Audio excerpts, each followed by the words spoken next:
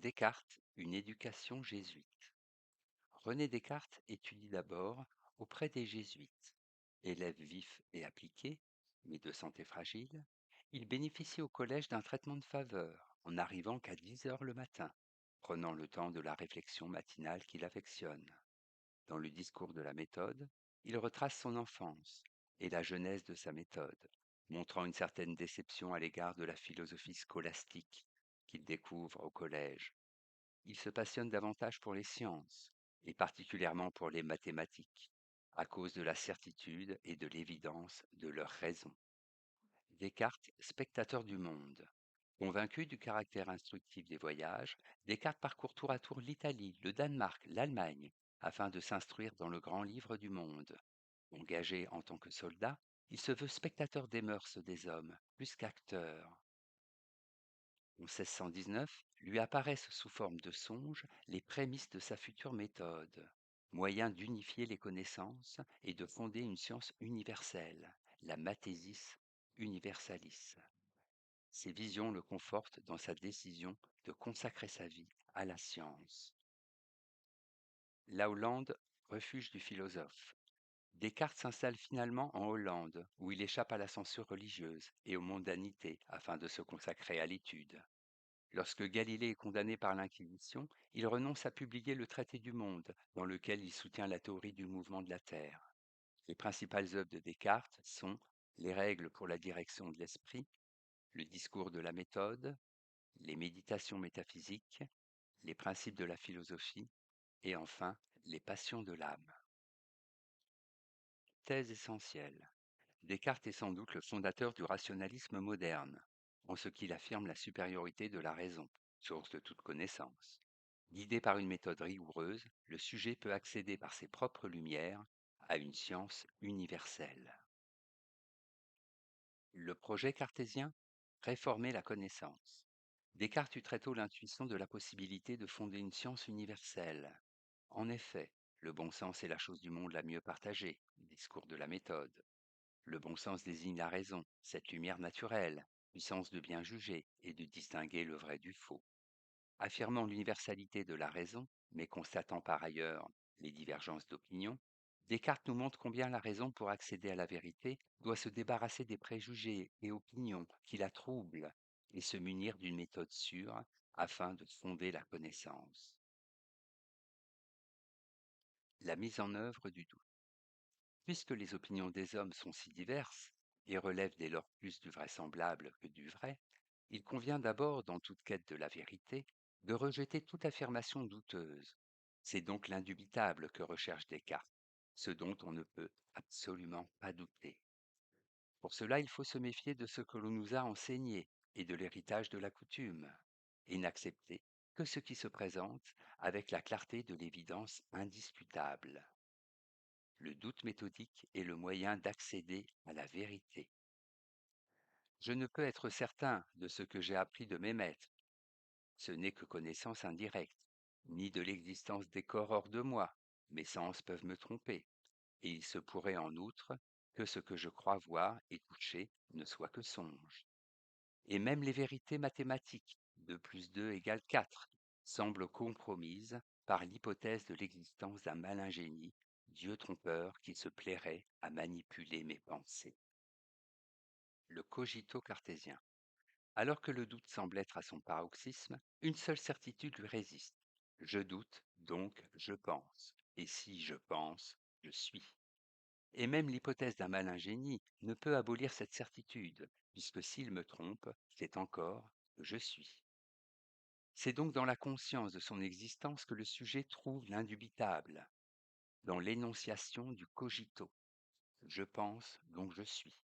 Je suis une chose pensante, et je me découvre tel, avant même de me découvrir comme corps. La véracité divine. Le problème qui se pose est celui de la conformité entre mes pensées et la réalité objective. Il y a risque de solipsisme, littéralement être seul avec soi-même. Il faut donc prouver l'existence de Dieu, garant de la correspondance entre la pensée et l'être. J'ai en moi une idée de Dieu, d'un être infini et parfait, que je ne puis avoir produit moi-même, moi qui suis infini et imparfait. Aussi l'existence en moi d'une telle idée me mène à une seconde certitude, qui sera le fondement de la connaissance et de sa conformité au réel, celle de l'existence de Dieu, cause de son idée en moi et de la véracité divine, un être parfait et tout-puissant, ne pouvant vouloir tromper le sujet. Ce serait une marque de faiblesse. Je ne peux donc douter de la raison, car premièrement, cela même que j'ai tantôt pris pour règle, à savoir que les choses que nous concevons très clairement et très distinctement sont toutes vraies, n'est assuré qu'à cause que Dieu est ou existe, et qu'il est un être parfait, et que tout ce qui est en nous vient de lui. Les idées claires et distinctes, évidence première, sont innées et vraies. C'est à partir de telles idées qu'il faut élaborer le savoir. La méthode cartésienne. L'homme est cependant sujet à l'erreur. En effet, ce n'est pas assez d'avoir l'esprit bon, mais le principal est de l'appliquer bien, ce que nous ne faisons pas toujours.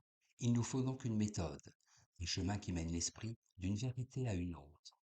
4 règles fondent la méthode. Première règle, l'évidence. N'admettre que ce qui est indubitable, éviter la précipitation et la prévention. 2. L'analyse. Diviser les difficultés en autant de parcelles qu'il le faut pour les résoudre. 3. La synthèse. Suivre un ordre. Aller du plus simple au plus complexe, de manière rigoureuse. 4. Le dénombrement ou récapitulation. Recenser toutes les intuitions qui se succèdent dans la déduction de manière à n'omettre aucun maillon de la chaîne. On connaît donc par intuition, vue indubitable par laquelle se présente l'évidence des idées claires et distinctes, et déduction, enchaînement logique à partir des évidences.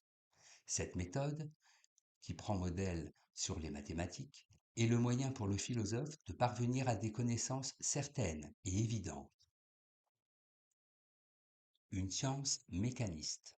Si l'homme est duel, corps et esprit, l'animal en revanche, et les corps en général, sont conçus comme des machines, des automates, de telle sorte que la nature est désacralisée et mécanisée, offerte à l'analyse mathématique du savant. Le vivant, réductible à la matière et à son mécanisme, voilà qui rend la médecine et l'étude de l'anatomie véritablement scientifiques. Une telle conception de la nature et de la science qu'il étudie légitime l'espoir que l'homme fonde dans la technique, celle-ci pouvant nous rendre comme maîtres et possesseurs de la nature. Le développement de la technique et de la médecine est conçu d'une façon très moderne, comme moyen d'améliorer les conditions de vie. Mais ce n'est pas une toute-puissance aveugle que prône ici Descartes. Tout est dans le comme, qui confère à l'homme la responsabilité de la maîtrise et de la gestion de la nature. La morale. En attendant de trouver les certitudes nécessaires à l'établissement d'une vraie morale, fondée en raison, Descartes élabore une morale par provision. En effet, le savoir est comme un arbre, dont les racines sont la métaphysique, le tronc la physique, les branches la mécanique, la médecine et la morale. Ce n'est donc que d'un savoir déjà avancé que doit se déduire une morale véritable. En quoi consiste cette morale par provision? En des règles de prudence permettant d'agir dans l'urgence. Ces maximes, inspirées du stoïcisme, conseillent de juger du mieux qu'on puisse, de changer ses désirs plutôt que l'ordre du monde, et d'obéir aux lois et aux coutumes de son pays, et d'employer sa vie à cultiver sa raison. Avec les passions de l'âme, rédigées à la fin de sa vie, Descartes va plus loin et met en avant la nécessité de la connaissance des passions, affection de l'âme due au corps. Obstacle à la recherche de la vérité, les passions produisent des représentations confuses, mais elles ne sont pas pour autant d'ordre pathologique. Elles sont toutes bonnes en leur nature. Pour ce qu'elles favorisent l'épanouissement de l'homme, la raison doit apprendre à en faire bon usage et à éviter l'excès et la démesure. La générosité fonde la morale et en est la plus haute vertu. Et doué de générosité, celui qui sait que la volonté est absolument libre et qui est résolu à en bien user, à conformer sa volonté au raisonnable. Contrairement aux stoïciens, Descartes admet que la raison est parfois impuissante face aux passions. Mais savoir une telle chose permet l'indulgence vis-à-vis d'autrui, ainsi que d'œuvrer pour bien user de ses passions.